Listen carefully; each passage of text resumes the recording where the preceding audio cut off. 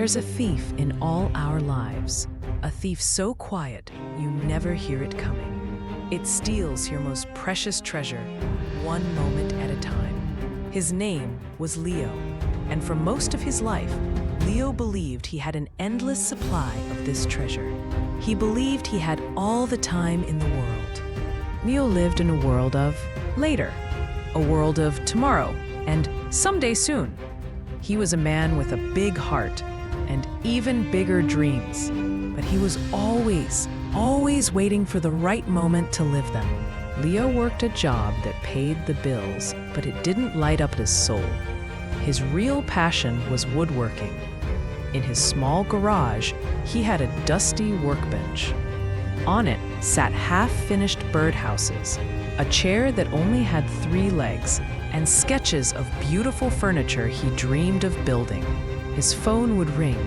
It was his old father living an hour away. "Leo, son, come for dinner. Your mother made your favorite." And Leo, surrounded by his dusty dreams, would sigh and say, "Ah, Dad, I'm swamped this week, but soon, I promise, this weekend for sure." But the weekend would come, and Leo would think, "I'm so tired. I'll just rest today. I have time. I'll go next week." He had a girlfriend, Clara, a woman with a smile that could calm a storm. "Leo," she'd whisper, "let's take that trip to the mountains, just for a few days." And he'd kiss her forehead and say, "Of course, my love. Next year, when I have more savings, when I'm less busy, we have our whole lives ahead of us. We have time." That was the song Leo danced to. His life was a beautiful, detailed map of all the places he would go. Tomorrow. But then, tomorrow started to feel different. It was his father who noticed first. A small tremor in Leo's hand. A forgotten word in the middle of a sentence. At first, they laughed it off. "Too much work, Leo. You need to rest." But the tremors got worse. The forgetfulness became more frequent.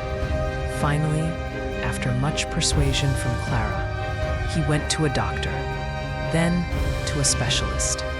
The diagnosis felt like the world had stopped turning. It was a rare, progressive neurological condition, untreatable. The doctor spoke in a calm, clinical voice, but the words hit Leo like physical blows. The motor skills will deteriorate. Speech will become affected. There is no cure. Leo walked out of the hospital, the pamphlet crumpled in his sweaty hand. He looked at the people on the street, rushing, living, talking, and he felt a chasm open up between them and him. They had a future. His future had just been given an expiration date. The worst part was telling his parents. Over. See?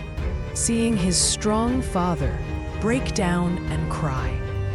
Seeing his mother try to be brave, her hands shaking as she made him a cup of tea he could no longer hold steadily. And Clara, she held him.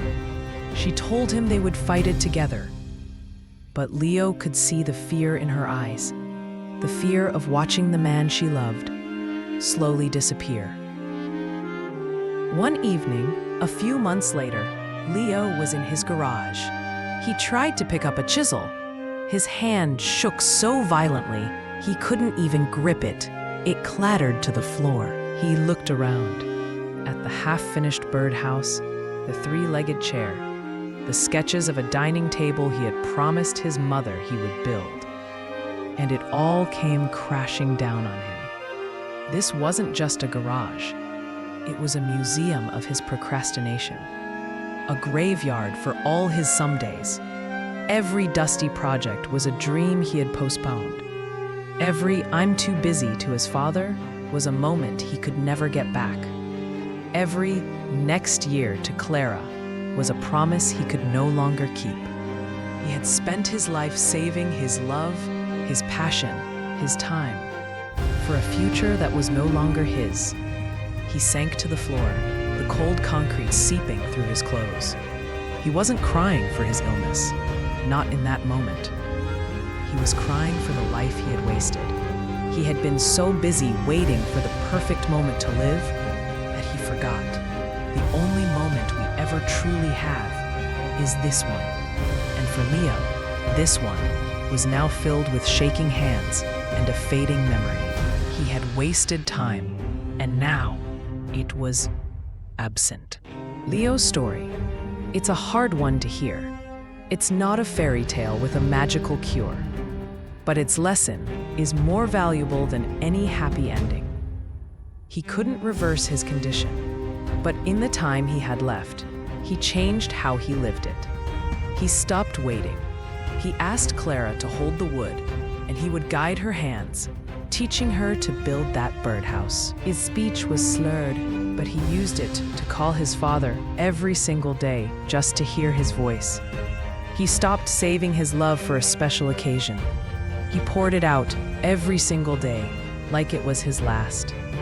He showed them that even when time is short, the love you give within it is what makes it eternal. So I want you to ask yourself, are you a little like Leo? Is there a dream sitting in your garage, gathering dust? Is there a someday trip you keep postponing? Is there a person you love, but you're too busy to call? Don't make the mistake of thinking you have time. That phone call you mean to make it. That dream you plan to chase, take one small step today. That I love you, you assume they know? Say it. Time doesn't wait for you to be ready. It doesn't wait for a less busy season of your life. It ticks away right now, this very second. Don't start today.